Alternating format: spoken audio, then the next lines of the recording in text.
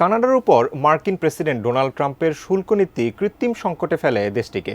ট্রাম্পের এসব কর্মকাণ্ডের কঠোর জবাব দিতে এবং নতুন নেতৃত্ব আনার জন্য উত্তাল হয়ে ওঠে দেশটির জনগণ, যার ফলে ইতিমধ্যে কানাডার বর্তমান প্রধানমন্ত্রী মার্ক কার্নি ঘোষণা করেন নির্বাচনের তারিখও।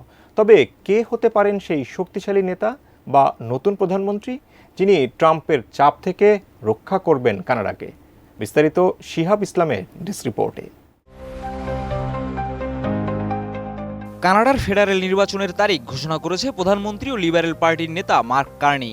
আগামী 28 এপ্রিল অনুষ্ঠিত এই নির্বাচনে লিবারেল পার্টি ও কনজারভেটিভ পার্টি একে অপরের সঙ্গে প্রতিদ্বন্দ্বিতা করবে, যেখানে সাবেক প্রধানমন্ত্রী জাস্টিন ট্রুডোর অনুপস্থিতি শক্তিশালী করবে রাজনৈতিক দৃশ্যপট। কানাডায় প্রধানমন্ত্রী সরাসরি নির্বাচন হয় না, বরং যে দল সংসদে সর্বাধিক আসন পায় তাদের নেতা হন প্রধানমন্ত্রী। এবারের নির্বাচনে 4 জন প্রধান প্রার্থী রয়েছেন, যারা কানাডার ভবিষ্যৎ নির্ধারণে গুরুত্বপূর্ণ ভূমিকা পালন করতে যাচ্ছেন।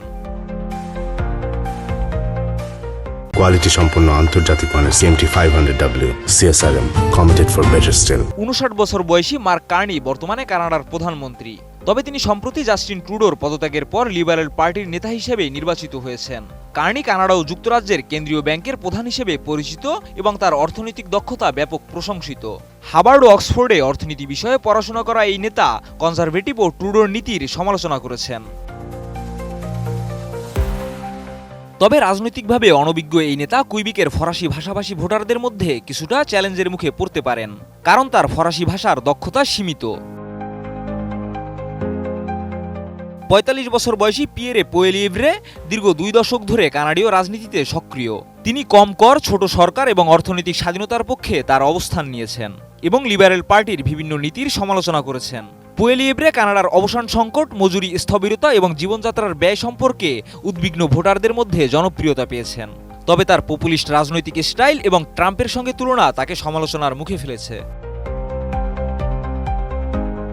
কুইবেক জাতীয়তাবাদী দলের নেতা ইভেস ফ্রাঁসোয়া ব্রান্সে 2019 সাল থেকে দলের নেতৃত্ব দিচ্ছেন। তিনি কুইবেকের স্বাধীনতা এবং বাণিজ্যিক অংশীদারিত্ব বৈচিত্র্যময় করার পক্ষে অবস্থান নিয়েছেন। এছাড়া তিনি ট্রাম্পের 51তম রাজ্য ধারণাকে প্রত্যাখ্যান করেছেন, যা কুইবেকের ভোটারদের মধ্যে তার জনপ্রিয়তা বাড়িয়ে দিয়েছে।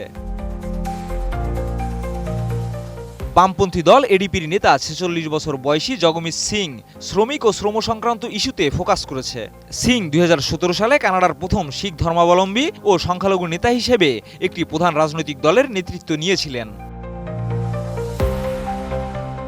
কানাডার এই নির্বাচন একটি গুরুত্বপূর্ণ মুহূর্ত, যেখানে লিবারেল কনজারভেটিভ ব্লক কুইবেকোইস এবং এনডিপির প্রতিদ্বন্দ্বিতা করবে, যেখানে শুধু কানাডার প্রধানমন্ত্রী নির্বাচিত হবে না, নির্বাচিত হবে কানাডার ভবিষ্যৎ।